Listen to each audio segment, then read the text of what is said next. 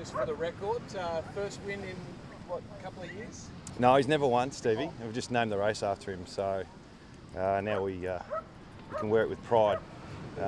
Really good though, actually. We got a sponsor this year, so Grantham Street Veterinary Clinic have donated some money to the RSPCA WA, and it's just a good recognition of dogs, I suppose. And I think over half the list have got dogs, so get them down here and have a bit of fun. 2 cups in 6 months, pretty good effort from you. Yeah, I think they're reasonably separate, the two cups, but like I said, it's just good for the boys to have a bit of a break. It's right in the middle of pre-season, so recovery today, bring your dogs down, have a bit of fun. Steve, you get a bit of an extra feed tonight, or? Oh, he's put on a bit of weight, Stevie. So no, we've got a new puppy at home in training for next year. So Jesse and Stevie next year. Planning a dynasty.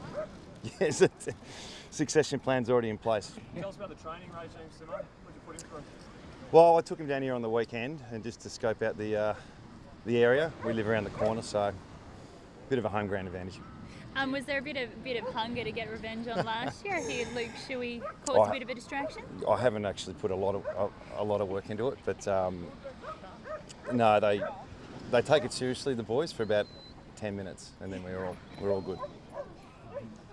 Just some footy questions. JK, where's he at the moment? We haven't seen him on the track until yesterday. He was walking. Yeah, we just had a bit of a deload on JK. He went really hard pre-Christmas and in January, so we built him back up and get him right for round 1, hopefully. So still, he said a couple of weeks ago round 1 was the target. Yeah, still, that's the target. yeah, we're just going to be patient with his body and understand he's not 24 anymore. So a bit of a planned deload, take a bit of weight off the legs, and then we build him back up. Is there any dramas with Liam Duggan at the moment? I noticed he's... Yeah, well, this is probably the time of year where everyone who's done a fair whack of pre-season just needs a bit of a break every now and then. So Duggo falls into that as well. So a few niggles pop up, you pull them back for a week, then you get them back into it. So he did our match sim yesterday, so he was fine. Jamie Cripps back running yesterday, I think. Was that the first time? Who's that? Jamie Cripps? First time on the track, yeah. So he's one that he won't play round 1, he'll be early part of the year. But everything's tracking in the right direction. He's pretty much starting pre-season now. Yeah, so there'll be multiple rounds. Yeah, I'd say so, yeah. With JK, with the deload, is that just because of the issues he's had with his lower limb? It's just had an interrupted 3 or 4 years, so we just got to read the cues of his body. So if he pulls up a bit sore, we pull him back, and that's pretty much what happened. Are you happy overall with numbers? I could be happier. Yeah, there's a few guys who are just coming back into training now. We've got a group of around 30 players that have done everything, and then there's a group that are just trying to catch up. So that comes with the going deep into the finals. So round 1's still on target for most of our players, but there's a few guys that are touch and go. And you got an intra-club next weekend, is that right? You've got a couple in AFLX, but most will be playing in. Yeah, we've got an intra-club on next Friday, but we'll play 40 minutes of footy this week. Get a chance to see some of our Waffle Eagles play next week as well, so we'll get some top-up players and we'll play 4 quarters. Is it going to heat up the training a little bit more? I guess now it's getting more serious, getting closer to the season. Yeah, you'll probably see across the comp there's intra-clubs happening now, so we're a little bit behind in that phase. We start ours next week, where most clubs are probably 2 or 3 weeks in. So yeah, that's standard. And just mentioning those 30 players doing everything, but then those couple not on track for round 1. But are you worried it's going to play a role? Well, the finish line's not round 1, so we won't have Andrew Gaff for the early part of the year as well. So we're just going to keep backing in our squad. Though we learned some really valuable lessons last year that we don't have to rely on 1 or 2 players. So I'm sure that's going to be the case for every club this year. It's going to be great, I guess, to get some players out there that haven't had as much of a run in those first rounds and build them up for later in the season. Well, traditionally you get to expose some younger players in the JLT series. So with only 2 games, I think most teams will just go full strength. So there'll be a squad of 24, I suppose, 25 that play, and we'll try and expose a couple of younger players, especially in our front half. We were pretty young last year, and we might be younger this year.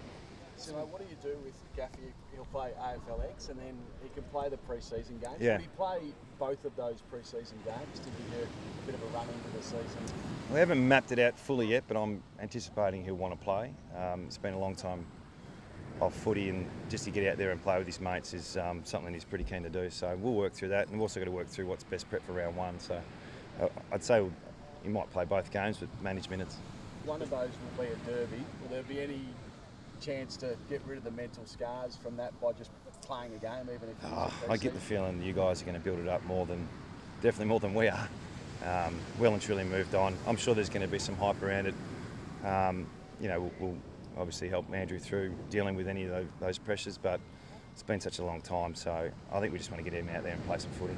Is he moved on a bit? Is he?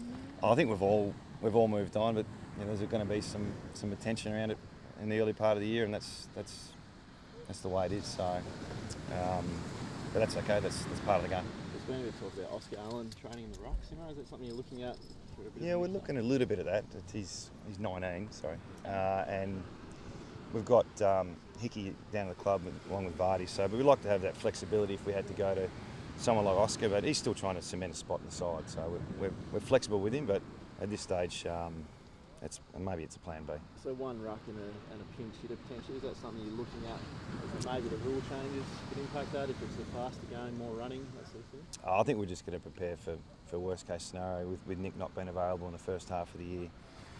Our depth is not that great with our ruck stock, so we're just going to train some guys up just in case. Yeah. And last year, after the grand final, you sort of gave everyone a bit of a look at some of the values that you guys have with the sort of the friends, family flag type thing. You look at days like today.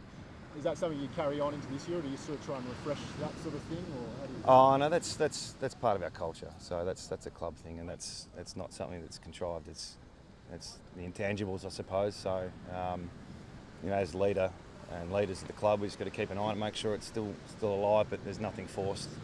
These type of things, albeit there's more cameras here than there was grand final week, they come pretty naturally to our players. So we'll keep an eye on those things, but they're in a pretty good space with their mateship, and that's something that they're proud of. How have you found just the new rules? You've tested it out with umpires at training. Have you found them good, bad, indifferent? We're still working on, I think the AFL is still working on some of the specifics of the rules, because as players and coaches do, you try and bend them. So the umpires come down to training as an opportunity to see if we can bend some of the rules, and then we'll meet with them the next couple of weeks to get it fully down pat on what some of the things are. And the 50-metre penalty, what do you do in that phase? If you've got the ball, what can you do to slow the oppo down? All those things that every coach is working on at the moment. We're working on that too.